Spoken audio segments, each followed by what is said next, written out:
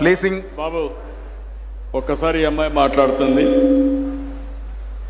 అందరికీ నమస్కారం. నా పేరు కమల, మాది దివిసీమ కోడూరు అండి. నేను చాలా పేద కుటుంబం నుంచే వచ్చాను. మా నాన్నగారికి మాకేంటంటే తెలుగుదేశం అనే ఒక ముద్ర పడిపోయింది. పడిపోయేసరికి మా నాన్నగారు నేను డిఎస్సి ప్రిపేర్ అవుతుండగా పెరాలసిస్తో బాధపడుతున్నారు. 5 years బాధపడ్డారు. ఆ టైంలో నేను అనేదాన్ని, నాన్న నేను జాబ్ వచ్చి ఎలాగైనా మిమ్మల్ని కాపాడుకుంటాను అనేదాన్ని. ఎందుకంటే ఫాదర్ డాటర్కి ఉన్న ఎఫెక్షన్ అలా ఉంటుంది. బట్ అన్ఫార్చునేట్లీ నా జాబ్ రావడమే మా నాన్నగారు చనిపోయారు. ఆ టైంలో మేము ఇంకా అప్పటికి నా శాలరీ ఏం పడలేదండి. ఆ టైంలో అప్పుడున్న గవర్నమెంట్ ఏం చేస్తుందంటే డోక్రాలో వచ్చే డబ్బులు కూడా మాకేదైతే తెలుగుదేశం అనే ఒక బ్రాండ్ ఉందో మా ఇంటికి అలా పడిపోయింది, అది కూడా రాకుండా చేసేసారు. అప్పుడు మా అమ్మ పడిన కష్టం వర్ణాతీతం అండి. ఆ తర్వాత మా తమ్ముడు సివిల్ ఇంజనీర్ చేశాడు. మేమంతా కూడా కష్టపడి గవర్నమెంట్, నేనంతా స్టడీస్, మా తమ్ముడు నేనంతా కూడా గవర్నమెంట్ స్టడీస్. మా తమ్ముడు ఇక్కడ విఎస్ సిద్ధార్థలో ర్యాంక్ వచ్చి సివిల్ ఇంజనీర్ చేసినప్పటికీ మా నాన్నగారిని కాపాడుకోవాలని చెప్పి సర్వేర్గా 1 అటెంప్ట్లోనే తనకు మంచి ర్యాంక్ వస్తే దగ్గరలో కోడూరు మందపాకల్లోనే వచ్చిందండి.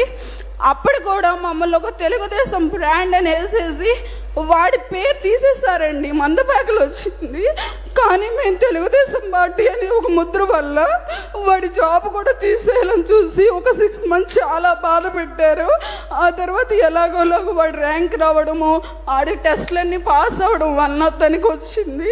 ఆ తర్వాత కూడా ఇలా మేము చాలా ఫేస్ చేసామండి. మా మీద ఒక ముద్ర అనమాట, మా ఇంటికి కోడూరు దివిసీమస్ అలా అనమాట. అలాగే నాకు 3 పిల్లలు, ప్రజెంట్ 8th month మా బేబీకి.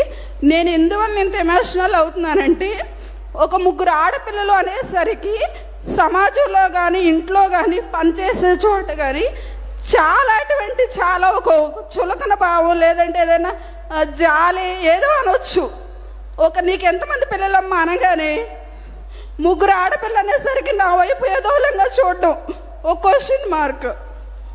కానీ నా భర్త నేను అసలు మేమేం అనుకోవట్లేదు.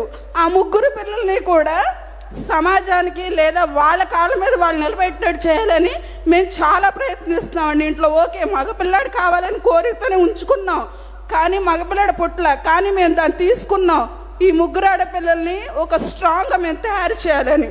కానీ మాకున్న సపోర్ట్స్ కానీ మాకున్న వనరులు కానీ మాకు సపోర్ట్ చేయకపోయినప్పటికీ మేము ధైర్యంతో ఉన్నామండి. సమాజం నుంచి ఎన్నిటువంటి వచ్చినా సరే మేము తట్టుకుంటున్నాము. అలాగే మన సమాజ హితులైనటువంటి నారా చంద్రబాబు నాయుడు గారు, మీకు అందరికీ సభాముఖంగా చెప్తున్నాను, మేము చిన్నప్పటి నుంచి మా నాన్నగారు మేమంతా తెలుగుదేశం అయ్యేసరికి మా పాపని ఎలా చెప్తామంటే టీవీలో వస్తే చంద్రబాబు తాత వస్తున్నారు అమ్మంటే మా 2వ పాప నిజంగా అండి, ఇది నేను అబద్ధం కాదు చెప్పేది, ఏదో సార్ ముందు చెప్దామని కాదు, చంద్ర తాత వచ్చారు అంటుందండి. నిజం సార్, ఇది నిజంగా నేను చెప్తున్నాను. ఆ విధంగా ఈరోజు నేను మాట్లాడడానికి కూడా అదే, ఇలా ఫ్యామిలీ మెంబర్గా మేము ట్రీట్ చేస్తామండి. అందువలన సార్తో నేను మాట్లాడాలి కాబట్టి వెయిట్ చేస్తున్నాను sir. Thank you so much sir. ఇప్పుడు ఈ అమ్మాయి విషయం చూశారు. సమాజంలో కొన్ని సవాళ్ళు వస్తూ ఉంటాయి. వాళ్ళ ఫాదర్ రాజకీయాల్లో ఉంటే కుటుంబం కూడా సఫర్ అయ్యే పరిస్థితి వచ్చింది. అలాంటి జరగడం చాలా దౌర్భాగ్యం, బాధాకరం. రెండో విషయం వారు చెప్పినప్పుడు 3 ఆడపిల్లలుంటే అందరిలో కూడా మగపిల్లలు లేరని చులకనగా చూడడం, దీన్ని ఏమనాలో నాకైతే అర్థం కావడం లేదు. ఇంకా సమాజంలో చాలా మార్పులు రావాలి. నేను ఆ అమ్మాయికి ఒకటే చెప్తున్నా, మీరు 3 ఆడపిల్లలు, మీరు అదృష్టవంతులు. మగపిల్లల కంటే ఆడపిల్లలే తల్లిదండ్రుల్ని బాగా చూసుకుంటారు, నాకు అనుమానం కూడా లేదు.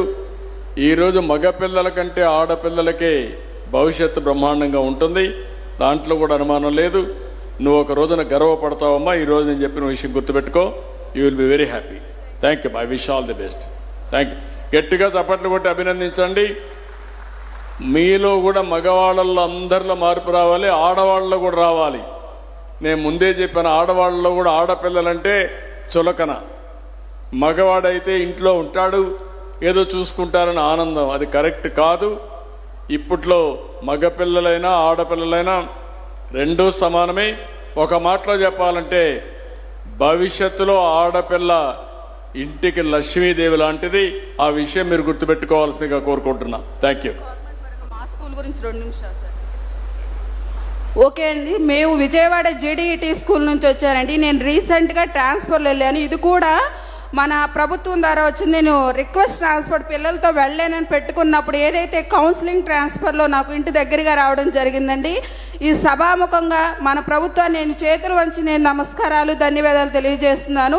ఇప్పుడు ప్రజెంట్ స్కూల్లో అయితే అండి ఎన్ఎంఎంఎస్ ద్వారా అక్కడ స్టాఫ్ నేను కొత్తగా 1 మంత్ అయింది.